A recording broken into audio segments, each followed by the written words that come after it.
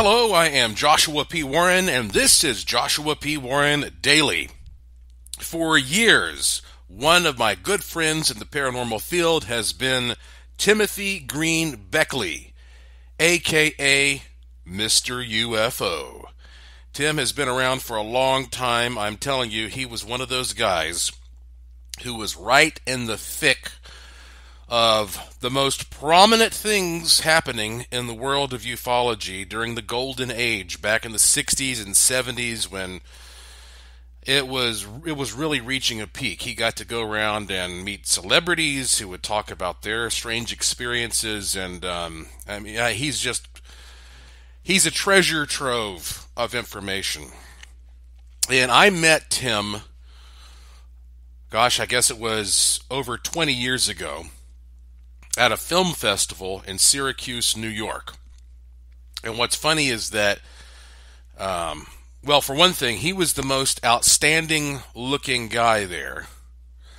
He had a big shock of light colored hair, and it was covered in jewelry and always had beautiful starlets hanging off his arms everywhere he walked. I'm not kidding. And so, I definitely noticed the guy, and I wanted to figure out who's this fella. And so we talked because I had a low-budget movie in the festival, and he had a low-budget movie in the festival, and we talked a lot about movies and stuff, but we did not even realize at that time that we were both paranormal guys. It wasn't until after the festival when, I was back home, and he lives in an apartment way up in the sky next to the Empire State Building there in Manhattan. And I actually, it was so weird. I got back home, I opened a magazine, and there's a big spread about this guy, and it says Mr. UFO. I'm like, what the? So we started corresponding and realized, what each other's true interest was. And so since then, we've had a great friendship, and we always seem to kind of be working within the same circles.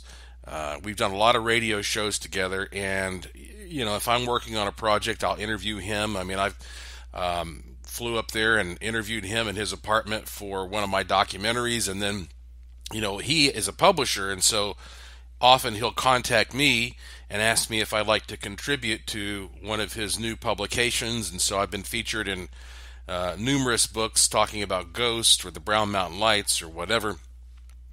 So we have a good team here. We trade off work and help each other out and promote each other. So he contacted me a while back, and he said, "Hey, Josh, look, I'm putting this new book together. You have any experiences to share about people having sex with aliens?" And I'm like, oh boy,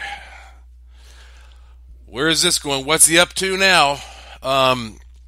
So I contacted him. I said, you know what? Amazingly, you finally hit upon a topic that I have no direct experience with. I have not, fortunately, had the encounter with an alien of that kind, nor do I really know anybody who has told me a really credible story along those lines that just comes to mind. Not somebody I could just call up and say, hey, listen, got an opportunity for you. Now, look, it's different when it comes to ghosts. I do know a number of people over the years who've told me they've had sexual encounters with ghosts. Maybe they're incubuses or succubuses. But it's kind of rare to find somebody who says they've had a sexual encounter with an alien. Now, obviously, you have your famous people out there. I've interviewed Whitley Strieber, for example, and he's talked about that sort of thing. But it is pretty rare. So I didn't have anything to contribute to what he was working on. And so finally the book is out, right? And he sent me a copy of this book.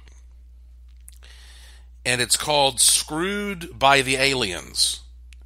Now, I know right off the bat you're like, oh boy, what a crass title. But there's something serious here.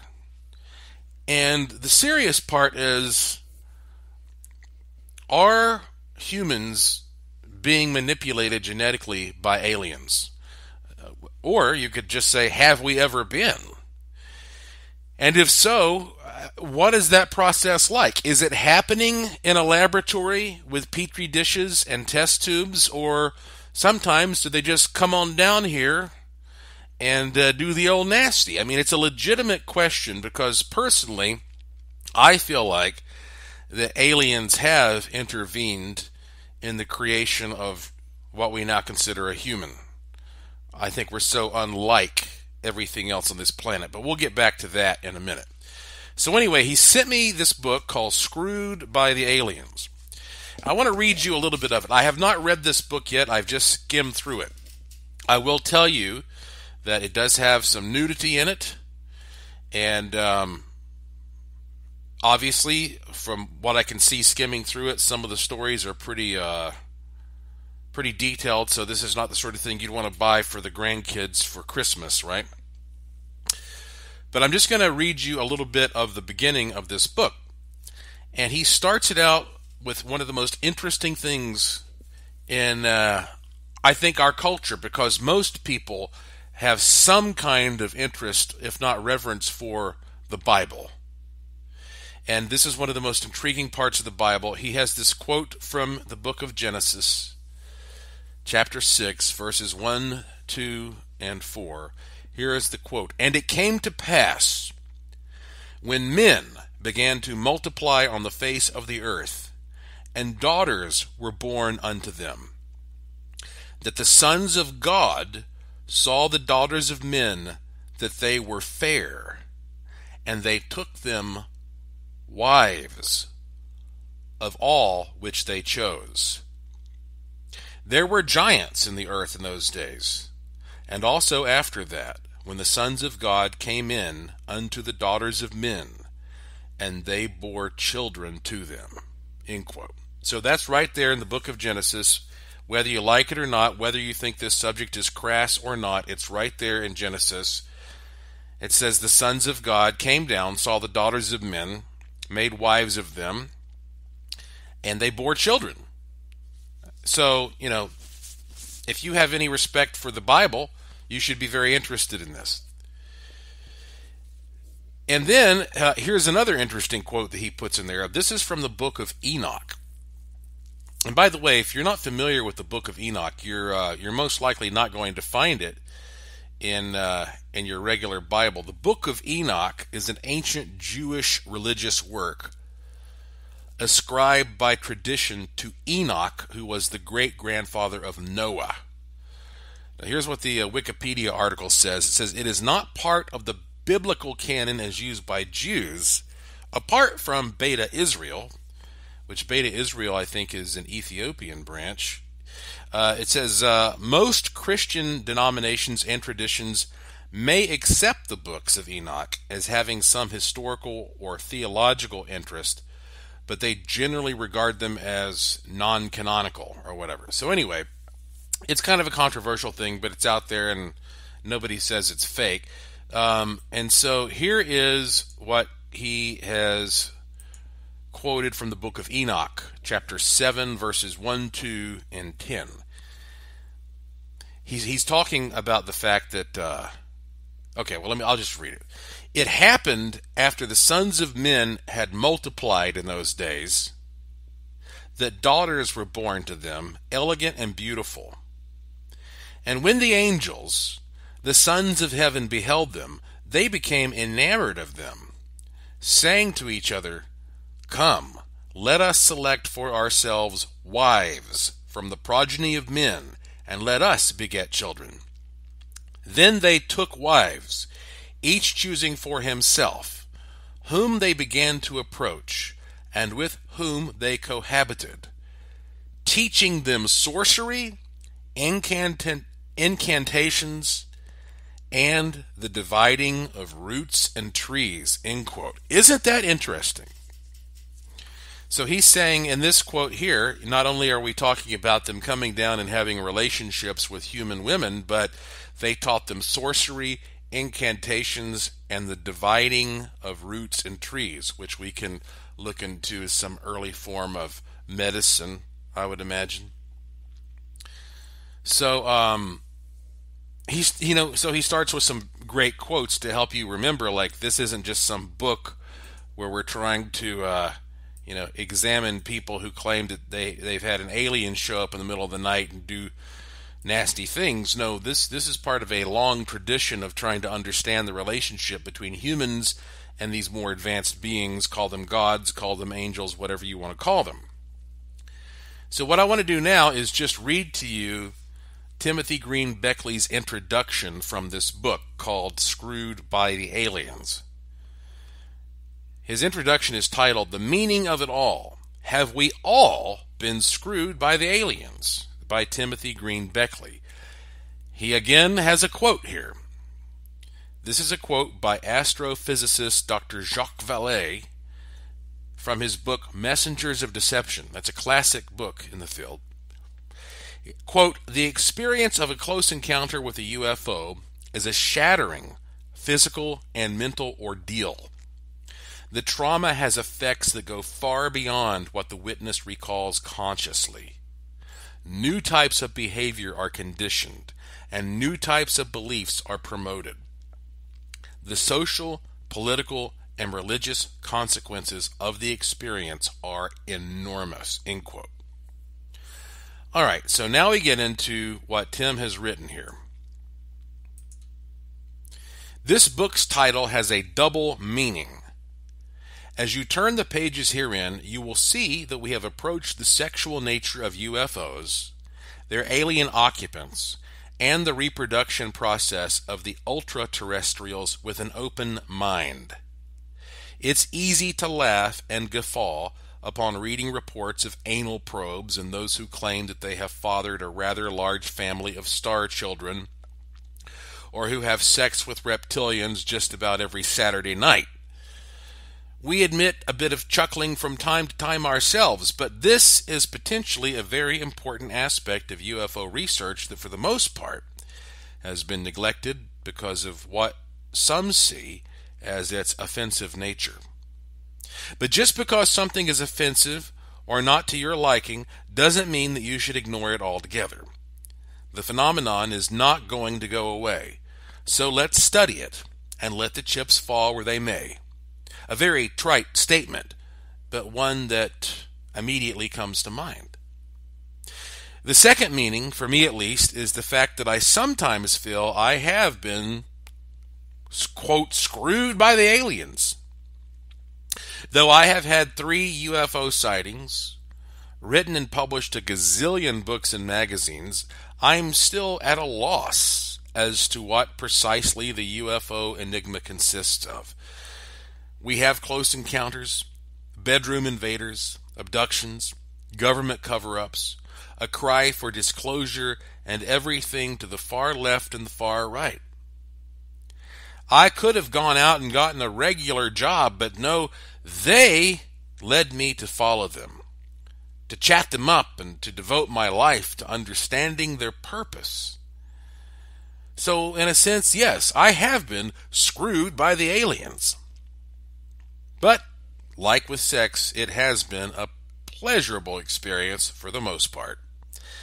I have learned one thing over the years: don't get wrapped up with one thing in life. Don't let the aliens screw you. Bless you and keep well and out of their reach. Tim Beckley. Then he says, visit our YouTube channel, Mr. UFO's Secret Files, and then our blog, spectralvision.wordpress.com.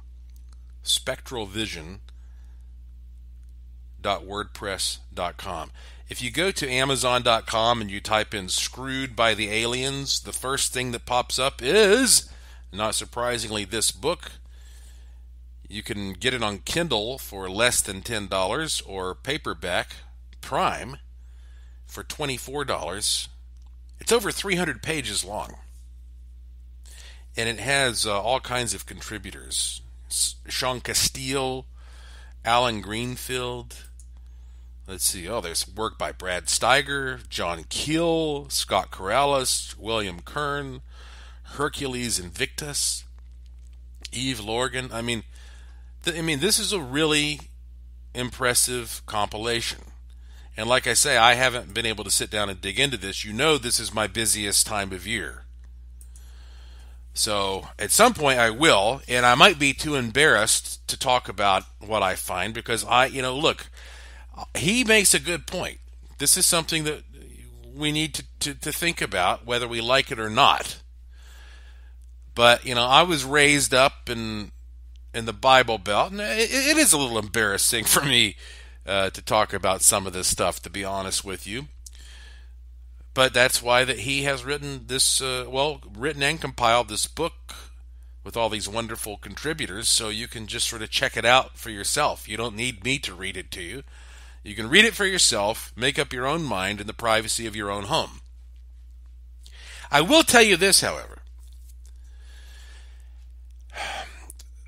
I have reached the conclusion, as I think just about any intelligent person should, that there is no way that I'm ever going to know all the secrets of the universe, okay? I'm not going to live long enough or have enough opportunity to understand all the secrets of the universe.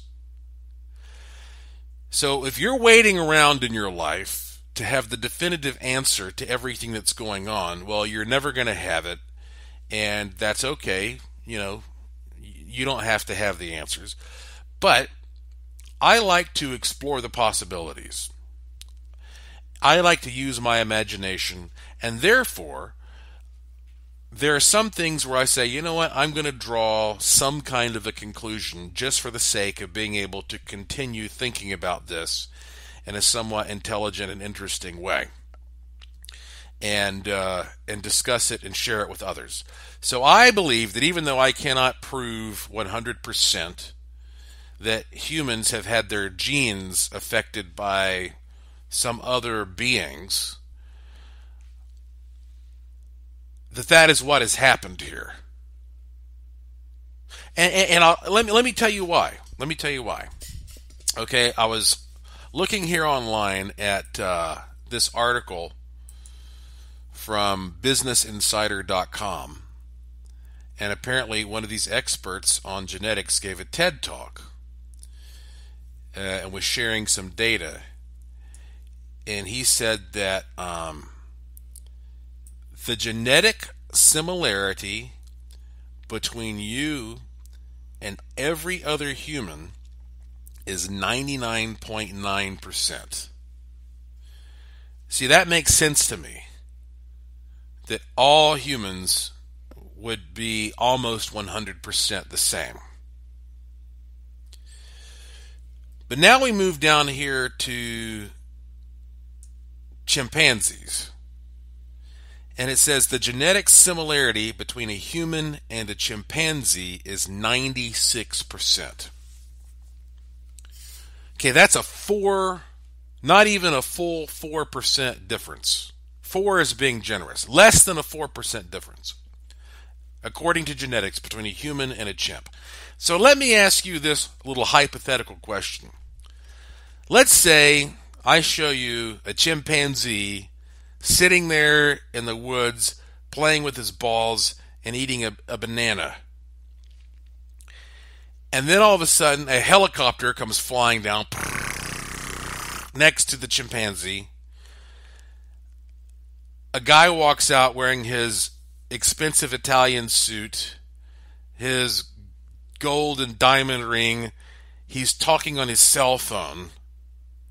And I said to you, hey, what do you think the difference is between that chimp and that guy? Would you be like, I'd say about 4%. Really? If you think that there's only 4% difference between that chimp and that guy, then there's something wrong with genetics. Okay, there's something more than genetics is capable of telling us. I don't know if the genetics stuff is out of whack and we're going to realize this one day and be like, oh, how silly. We were so stupid to think. Or is there something else at play here which genetics is not telling us about? Because I'm telling you, there's a bigger difference than 4% between that chimp and that guy. Can I prove that to you? Well, I think I just did. But if you want me to put something under a microscope for you, I don't know how to do that at this point. But I don't know. Is that common sense? Let's look at some other statistics from this same presentation.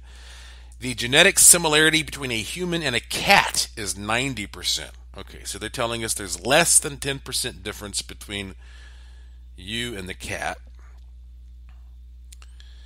Similarity between a human and a mouse, 85%. You and a cow, 80%. You and a fruit fly, 61%. I wish I could fly. You and a chicken, 60%. And there is a 60% difference between you and a banana.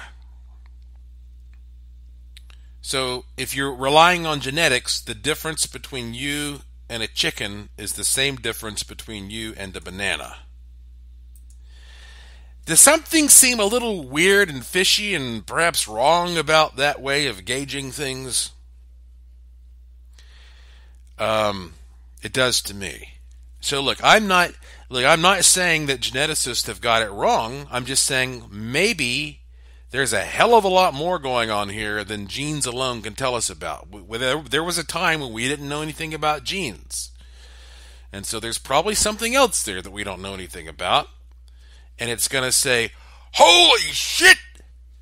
Humans are 200 times different, 200%, 500%, 1,000% different than a chimpanzee, the closest thing. We've walked on the moon, by the way. I don't see a chimpanzee doing that anytime soon unless we put the chimp there, right? It's kind of funny how we fool ourselves this way. It goes back to what I've said about science over and over. You go back to Sir Isaac Newton. You show him a cell phone, a microwave, a television. He's not going to understand what it is. That doesn't mean he's stupid. It just means that collectively things change as time goes on, and we observe more and we develop more as a group, as a species. I guarantee you in 100 years, 200 years, what they're saying right now about genetics will just be kind of a joke. It does not explain the difference between a human and an ape. So anyway, these are the things that you have to consider. When you look at works like Screwed by the Aliens, yes, it's a memorable title. It's perhaps for some a shocking title. But he's addressing a very interesting issue here about what it is, Screwed with the Aliens, what it is, or Screwed by the Aliens, what it is that determines what makes us so different from everything else here. Well, anyway, again, you go to Amazon.com, type in Screwed by the Aliens, Timothy Green Beckley, you'll find it. And if you read it, let me know what you think about it. By the way, I'm behind on my emails. I've gotten some really good emails, and I apologize for not replying to some of them already. I got one email in particular about my interest in trying to prevent people from being bitten by mosquitoes that I'm really excited about. I'll be replying to that. It's a busy time. Busy time. Last night, I went out and did an investigation that was covered by Fox 5, which is the big TV station here in Las Vegas. I presume they'll be airing that maybe today or tomorrow, and if it appears online, I'll tell you about how you can watch that, and I will therefore have a new interesting ghost story to share with you. Who knows, maybe tomorrow. Just this morning, I woke up and I did an interview with a major broadcaster in England, Howard Hughes. Not that Howard Hughes, But no, Howard Hughes, a fantastic English broadcaster who does terrestrial broadcasting and podcasting, and he interviewed me today. And I just have so much stuff lined up the rest of the week. You know, this is my busiest month of the year.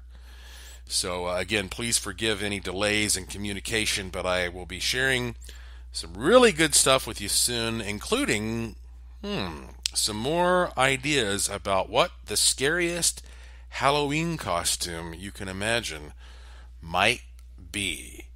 And you know, if you want to stay updated on what I'm doing, the best thing to do is visit my website, joshuapwarren.com. There is no period after the P. If you go to joshuapwarren.com, you'll find all kinds of stuff there. The Curiosity Shop with things you'll only find there and nowhere else in the world. You'll find the Gallery of the Strange with all kinds of amazing images. And you'll find a link to my Twitter and Facebook and all that, but you'll also find a link to this podcast. It's independent, it's uncensored, it's always short, it's always free. It's called Joshua P. Warren Daily. You can subscribe through various means or just follow me on Twitter at Joshua P. Warren, at Joshua P. Warren, and I will tweet when a new one is available. So that's it for today. Thank you for listening. Thank you for your interest and support. Thank you for staying curious. And I will talk to you again soon.